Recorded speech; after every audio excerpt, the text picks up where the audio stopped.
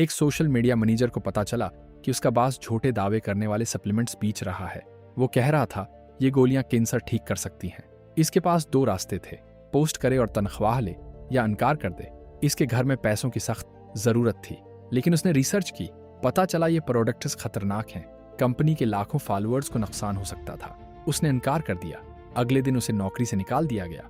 Boss ने उसके बारे में झूठी अफवाहें फैलाई। महीनों तक उसके पास काम नहीं था, घर में मुश्किलात थीं। फिर एफटीआई ने उस कंपनी पर मुकदमा किया। अचानक हर कोई उसकी ईमानदारी की तारीफ करने लगा। बड़े ब्रांड्स ने उसे काम की पेशकश की। आज वो एक कामयाब कंसल्टेंट है। एक फैसले ने सब कुछ बदल दिया, क्योंकि ईमानदारी की कीमत कभी कम नहीं होती।